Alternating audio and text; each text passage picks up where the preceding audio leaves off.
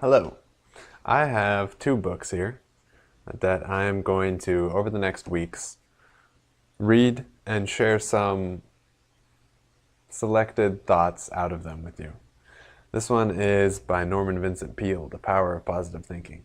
Norman Vincent Peale was Donald Trump's pastor when he was a kid. This book was huge. I'm sure it's very likely that you've heard of this book. It was huge and is still huge in a lot of ways. This guy, Donald Trump, talks about him often. He credits him with a lot. He married Donald Trump the first time. There's some interesting stuff in here, and I think I'll be able to pull some quotes out of here that make what's going on with Donald Trump make a lot more sense. This is a book written by a person who was part of the Russian military. He was born in 1918, lived till 2008. Served as a decorated captain in the Soviet army during World War II, but in 1945 he was sentenced to prison for 8 years for criticizing Stalin and the Soviet government in private letters. He's the author of the acclaimed novel In the First Circle and the novella One Day in the Life of Ivan Denisovich, which vaulted him from unknown school teacher to internationally famous writer in 1962. He was awarded the Nobel Prize in Literature in 1970. He was in the Gulag. And I think that this is the choice that's becoming clearer and clearer.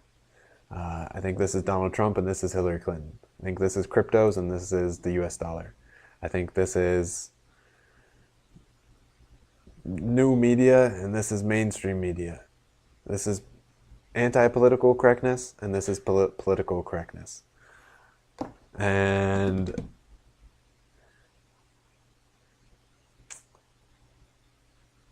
that we're in a really super interesting time and choosing between moving forward, between putting history behind us, but the kind of thing that Donald Trump and whatever the North Korea guy's name is. That's crazy. Like it's wild to me what's happening there and how that's happening. And this is the direction we were heading. I think this is where we would have been, where we would have kept going with Hillary. And PC, not telling the truth. I think that this is Jordan Peterson, and this is the people hating Jordan Peterson. So to kick it off from the Gulag Archipelago, from the preface, describing the world that was created. And the whole point of this book, as I understand it without having read it yet, is Alexander Solzhenitsyn describing the world that he saw, and more so him trying to figure out how we got there. This is in Russia in the 1900s in communism, but him trying to describe how humans created the circumstances which existed. So, the first paragraph of the preface. In 1949, some friends and I came upon a noteworthy news item in Nature, a magazine of the Academy of Sciences. It reported in tiny type that in the course of evacuations on the Kolmia River, a subterranean iceland had been discovered which was actually a frozen stream, and in it were found frozen specimens of prehistoric fauna some tens of thousands of years old. Whether fish or salamander, these were preserved in so fresh a state, the scientific correspondent reported that those present immediately broke open the ice encasing the specimens and devoured them with relish on the spot. It goes on to say, so the news article was pointing out how well preserved these fish were, that they could be cooked and eaten. But Solzhenitsyn is saying he sees it a different way. He can picture the circumstances under which that happened, and people who are starving to death, working in a gulag, find fish from tens of thousands of years ago frozen in the ice, and are in the conditions under which they would eat them with relish.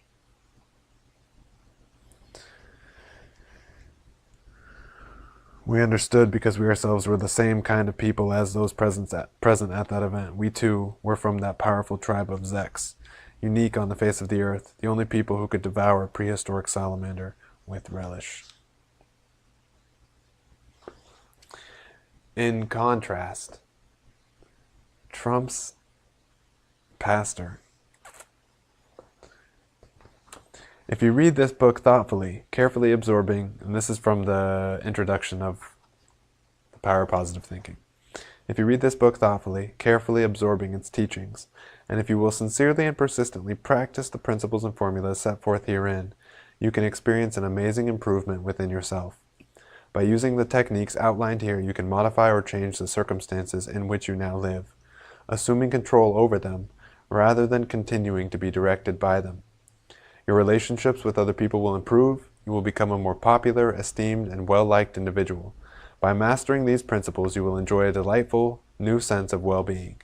You may attain a degree of health not hitherto known by you, and experience a new and keen pleasure in living. You will become a person of greater usefulness and will wield an expanded influence. Man, that sounds to me a lot like Trump. Assuming control over them rather than continuing to be directed by them. Man, Trump was so mocked, it was so obvious that he couldn't be president. It was so whatever. And now in many ways since then, including North Korea, assuming control over the circumstances rather than continuing to be controlled by them. Taking personal, individual responsibility and moving forward best you can with what you have in a positive, believing, faithful way. You will become a person of greater usefulness and will wield an expanded influence. I would certainly say that Trump's influence has been expanded. And I think that going through here, I'll be able to pull out some quotes, some ways of thinking from this book that are how Trump thinks, and that in some sense Trump is proving. In some sense Trump is going out in front of the whole world and proving this book to be true.